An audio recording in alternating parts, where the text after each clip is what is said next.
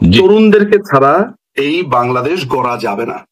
আমি যদি গো ধরে বসে থাকি যে ব্যাকের ওই ছেলেটা আন্দোলনে গেছে, ওকে আমি মেরে ফেলবো, ও আমাকে গালি দিয়েছে, ওকে আমি কেটে ফেলবো ক্ষমতায় গেলে, তাহলে আর রাজনীতি করার আমার দরকার নেই। Listen, you can not make everyone your enemy, এবং আমরা এটা করবো না, এটা করা যাবে না। আমি রাজনীতি করি, আমাকে তো গালি দিবেই, আরে আমাকে সমালোচনা করবে না, ওই ধৈর্য আমাকে রাখতেই হবে। এবং মাননীয় প্রধানমন্ত্রী শেখ হাসিনা খুবই ডিটারমাইন্ড, সামনের আওয়ামী লীগ একটা ম্যাজিক্যাল আওয়ামী লীগ হবে, একটা জাদুকরী আওয়ামী লীগ হবে। তৃণমূল হবে আওয়ামী লীগের প্রধানতম শক্তি, শ্রমিক মেহনতি মানুষ বাংলাদেশের আওয়ামী লীগের প্রধানতম শক্তি, ৭২-এর সংবিধান বাংলাদেশ আওয়ামী লীগের প্রধান চালিকা শক্তি। আমি শুধু আমার একটা কথা বলতে চাই যে জনগণের জন্য শুধু শেষ, জয় বাংলা, জয় বঙ্গবন্ধু, বাংলাদেশ। বিশ্বাস করুন, আমাকে আপনি অনেক খারাপ ভাবতে পারেন, আমি আপনাদের মতো, আপনাদের বড় ভাই, আমার বয়স আজকে মিড 40-তে 45, 44, 45।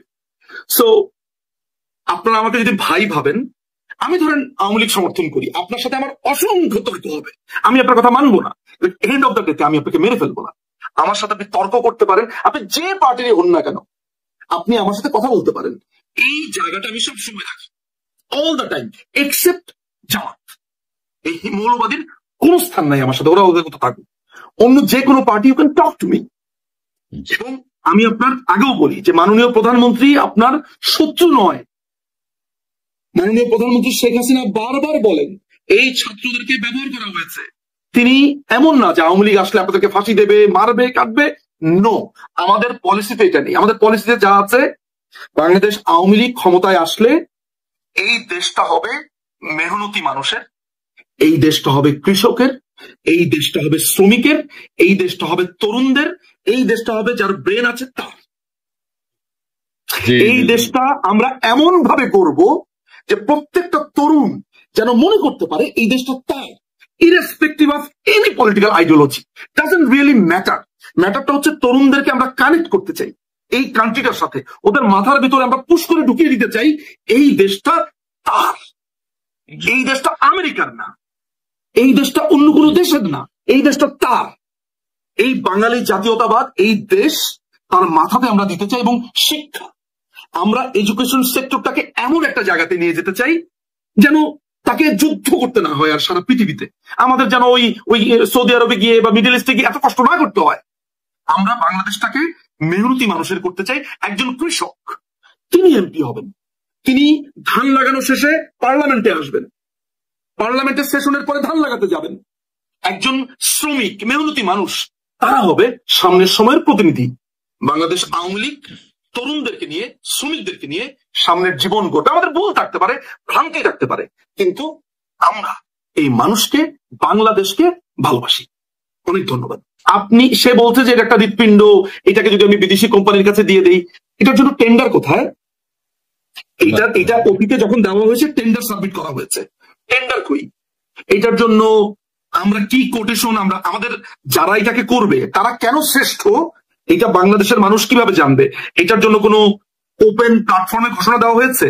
এই ডিপি ওয়ার্ল্ড কারা, তারা কিভাবে আমাদেরকে সার্ভিস দিবে, তারা যে আমাদের লোকাল লোকদেরকে এমপ্লয় করবে, কিভাবে এমপ্লয় করবে, তাদেরকে ট্রেনিং কিভাবে দেবে, ট্রেনিং দেওয়ার পদ্ধতি কি, তারা আমাদের কন্টেনারকে কিভাবে ডিল করবে, তারা আমাদের দেশকে লভ্যাংশ কত দিবে, কত নিবে, তাদের সাথে কি ডিল হয়েছে, তারা আমাদের এটার ম্যানেজমেন্ট পরিকল্পনাটা কি, এটা কাকে জানিয়েছে, এটা কোন বিডের মাধ্যমে হয়েছে, তার থেকেও ভালো আছে পৃথিবীতে, না ডিপি ওয়ার্ল্ডের থেকে তো পৃথিবীতে আরো ভালো আছে। তার কোটেশন কি? বাংলাদেশের কোন কর্পোরেশন বা প্রাইভেট প্রতিষ্ঠানের কি ওরকম সক্ষমতা আছে সেটা কি আমরা জানি? বা এখানে কারা রিক্রুটেড হবে, কত টাকা বিনিয়োগ হবে, কিভাবে হবে, আমি কিচ্ছু জানি না। আরে ভাই, এটা তো আমার দেশের সম্পদ, আমাকে ঠিক আছে আপনি ডিপি ওয়ার্ল্ডকে দেন, কিন্তু আমাকে তো জানতে হবে, আমাকে এও জানতে হবে আপনি করিডোর কেন দেবেন, কি কারণে দেবেন, মানবিক সাহায্য, এই মানবিক সাহায্য আপনি কেন দেবেন, কি মানবিক সাহায্য দেবেন, কেন মানবিক সাহায্য প্রয়োজন, আরাকান আর্মির সাথে আপনার কেন সম্পর্ক, মিয়ানমারের সাথে জান্তার সাথে কথা বলেছেন কিনা, তারপর স্টেক হোল্ডারদের সাথে কথা বলেছেন কিনা। সো কোন ধরনের অ্যাকাউন্টেবিলিটি নেই। আমি বারবার ধরে নিচ্ছি আমরা খারাপ, আমরা খারাপ, কিন্তু ভাই দেশে তো সাধারণ মানুষ আছে, ওদেরকে জিজ্ঞেস করেন, আমি না হয় খুবই খারাপ, আমার সাথে কথা বলার দরকার নেই। ওকে ওকে ইউনুস, মানে আমি যদি একটা ছোট প্রশ্ন করি তরুণদের কাছে, আচ্ছা তরুণরা আপনারা একটু চিন্তা করে দেখেন তো, এই যে তারা একটা মিটিং এর ভেতরে ইউনুস সেদিন নেপালের এক অ্যাম্বাসেডর বা একজন যে আমরা একটা স্ট্রং ইকোনমিক জোন তৈরি করতে চাই, 7 সিস্টার্স, নেপাল, ভুটান ওদেরকে দিয়ে। আচ্ছা 7 সিস্টার্স কে আলাদা একটা রাষ্ট্র, এই যে ইচ্ছা করে ভারতকে গুতান, এই যে অন্য একটা গুতান, আপনার কাছে কি মনে হয় না যে ও কারো এজেন্ডা বাস্তবায়ন করছে? মানে এটার জন্য তো আপনি ম্যান্ডেট, এটার জন্য তো আপনি কোনোদিন চাননি, কোনো কিছুর জন্য আপনি ম্যান্ডেট দেননি। এই ছোট একটা উদাহরণ থেকে আমি আপনাকে বলতে পারি, সেটা হচ্ছে যে এরা বাংলাদেশকে একটা যুদ্ধের মধ্য দিয়ে ঠেলে দিয়ে আস্তে করে আমেরিকায় ভাগবে। এই শিশু উপদেষ্টা বলেন বা যারা আছেন প্রত্যেকের বিদেশি পাসপোর্ট এবং প্রত্যেকের ভিসা নেওয়া আছে।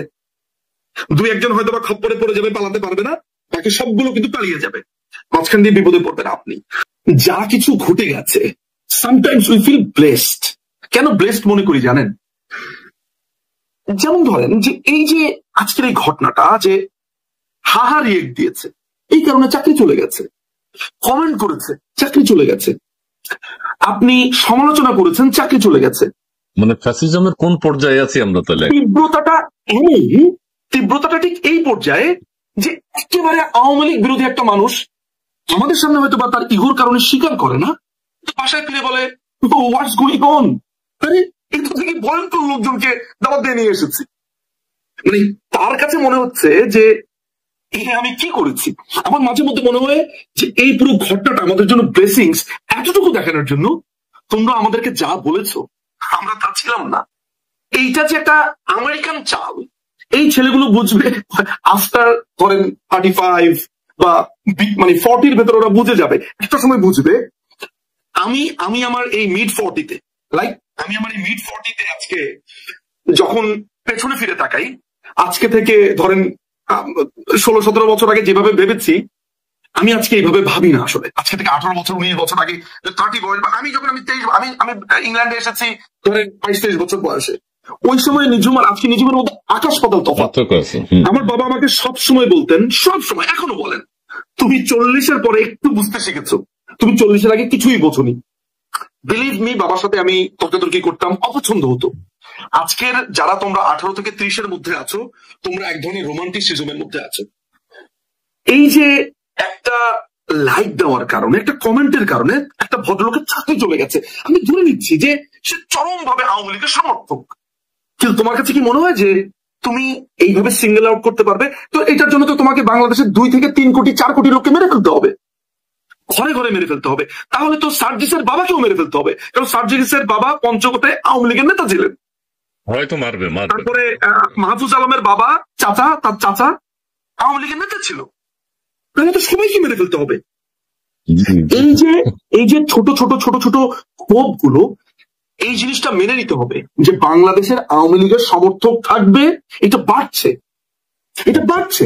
আমি কিন্তু অনেকবার বলেছি, অনেক জায়গাতে বলেছি যে এই অন্যায়, অত্যাচার, এই প্রত্যেকটা জিনিস আমাদের সমর্থক, যেমন ইসমাইল ভাই, আমি আপনাকে নিউ ইয়র্ক প্রবাসী এক ভদ্র মহিলার কথা বলতে পারি।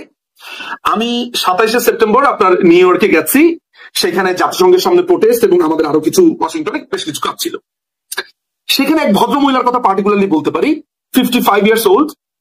তিনি আমাকে এসে আমার হাত চেপে ধরলেন, তিনি আমাকে বললেন যে ভাই, আমি আমার এই জীবনে আওয়ামী লীগ করিনি, আমি অনেক বছর আমেরিকায় থাকি, আমি ভোটও দেইনি, কিন্তু ভাই যেইভাবে বঙ্গবন্ধুকে অপমান করেছে, তিনি প্রধানমন্ত্রীর একচোট সমালোচনা করে নিলেন, কিন্তু তিনি পার্টিকুলারলি এসেছেন শুধু বঙ্গবন্ধুর জন্য। আচ্ছা, এইটা আমেরিকা বারবার এটা বলছে যে আপনাদের কোনো ক্ষতি করবো না, আপনাদের কিছু করবো না, আমরা আসলে চায়নাকে একটু চেক দেওয়ার জন্য তারা বলছে, কারণ চায়নার আধিপত্যটা তারা কমাতে চায়।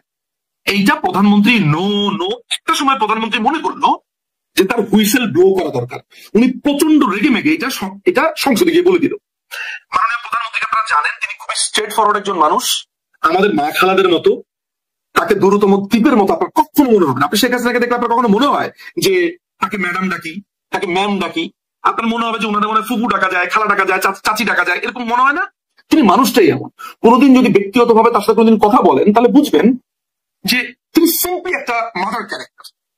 তো এই মানুষটা কখনো চাননি যে তার বাংলাদেশটা আমেরিকার একটা ঘাঁটি হোক, কিন্তু উনি জানতেন যে আমেরিকাকে তিনি যদি একটা সুযোগ দেন, আপনাদেরকে আমি এটাও বলে রাখি যে বাংলাদেশে আমি বলবো আজকে এটা, যে বাংলাদেশে ইউরেনিয়ামের একটা বড় মজুদ আছে সিলেটে। এইটা নিয়ে প্রচুর আলাপ হয়েছে। সিলেটে ইউরেনিয়ামের একটা মজুদ আছে, এইটার দিকে এরা একটা শকুনের দৃষ্টি ফেলে রেখেছে। সেনাবাহিনী একটা দীর্ঘ সময় জায়গাটা গার্ড দিয়েছে। আমি জানি না আমার পড়াটা ঠিক হলো কিনা। একটা বড় ধরনের বাংলাদেশে একটা প্রাকৃতিক সম্পদের একটা ভালো জায়গা। আমেরিকার টার্গেট ছিল তাদের ডিপ সিটা দরকার, তাদের 2টা বন্দর দরকার, তাদের একটা বেস দরকার। এটা প্রধানমন্ত্রী দেবে না। তারা ইউনুসকে 3rd 4th নম্বরে রেখেছে। বিএনপি কে দিয়ে তারা কথাবার্তা বলেছে, ওইভাবেও যায়নি। তাদের মেইন চয়েসের জায়গা ছিল আওয়ামী লীগ।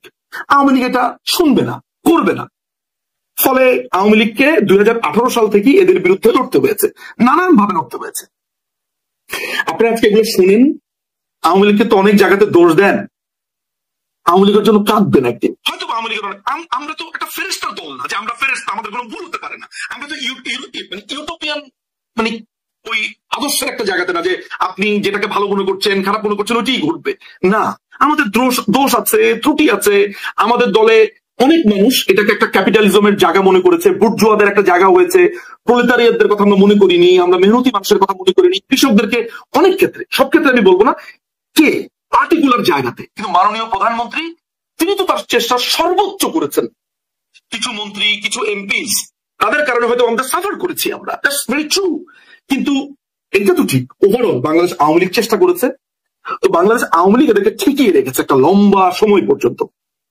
এই আপনাদের ঘাড়ে পাড়া দিয়ে, অর্থাৎ এই কোটার জিনিসটা দিয়ে ওরা দেখলো যে এটাই টাইম এইটাকে ফুয়েল করা।